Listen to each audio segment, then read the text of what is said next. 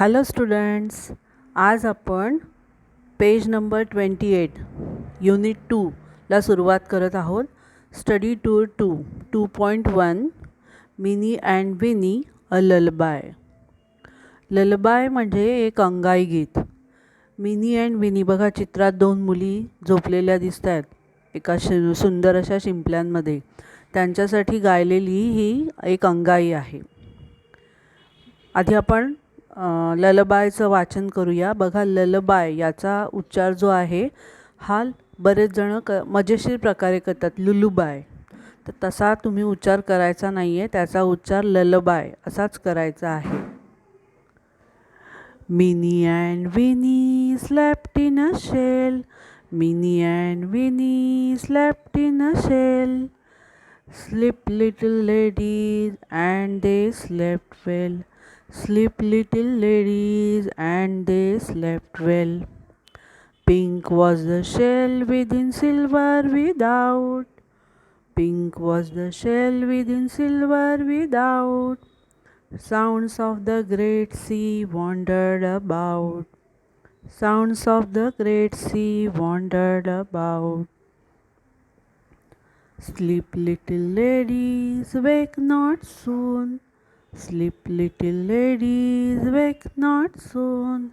Acorn, echo, dies to the moon. Acorn, echo, dies to the moon. Two bright stars peeped into the shell. Two bright stars peeped into the shell. What are they dreaming of? Who can tell? What are they dreaming of? Who can tell? Started a green linnet out of the croft. Started a green linnet out of the croft. Wake little ladies, the sun is aloft. Wake little ladies, the sun is aloft.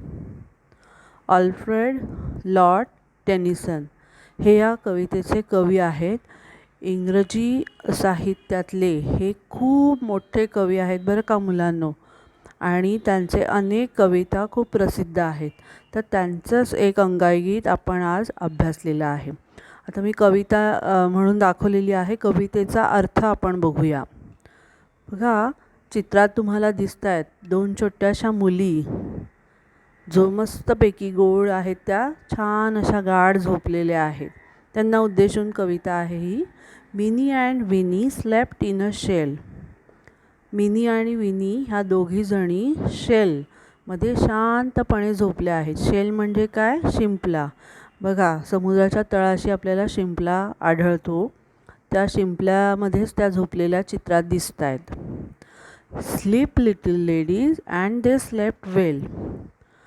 आता अति सुंदर अशा ladies म्हणजे छोट्या आहेत, त्यामुळे त्यांना म्हटलेलं आहे युवतींनो, तुम्ही काय करा, छान सुंदरपैकी मस्त झोपा.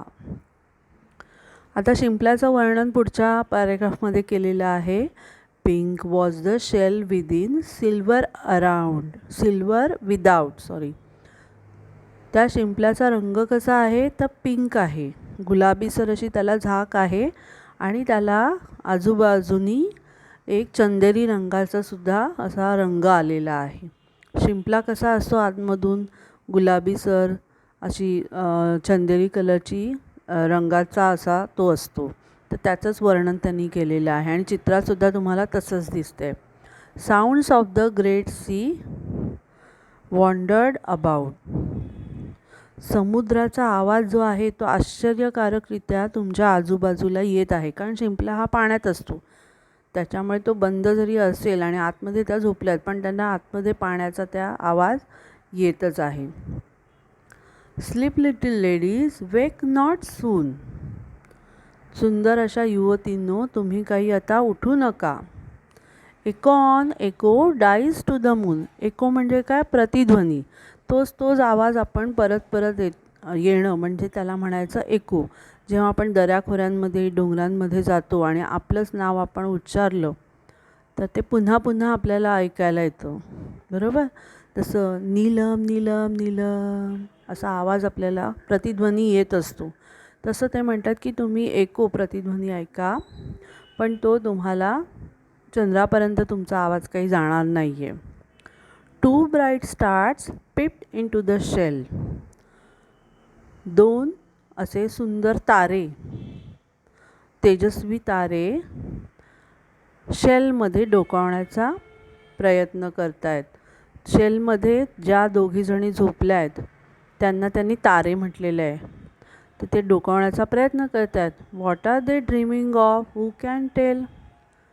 आणि त्या इतक्या शांत झोपलेल्या आहेत, तर त्यांना कुठली बरं स्वप्न पडत असतील, त्या काय विचार करत असतील, हे कोणाला सांगता येईल का? बघा, आपण स्वप्न बघतो तर आपण झोपेमध्ये काय बघतोय हे आपणसुद्धा आपल्याला सकाळ झाल्यानंतर आठवत नाही. तर त्या शांत मुलींच्या स्वप्नामध्ये काय होतं हे कोणी सांगू शकेल का? Started a green linnet out of the croft. Croft म्हणजे छोटंसं शेत, अ स्मॉल फार्म. तर त्या छोट्याशा शेतामधून एक इथे पक्षी, लिनेट नावाचा एक पक्षी, तिथून गाणारा पक्षी असा असतो, तो तिथे आलेला आहे. आणि तो म्हणतो, wake little ladies, the sun is aloft. म्हणजे सुंदर अशा युवतींनो, आता तुम्ही उठा. का उठा? The sun is aloft. सूर्य उगवलेला आहे, म्हणजे सूर्याचं आगमन झालेलं आहे आपल्याकडे.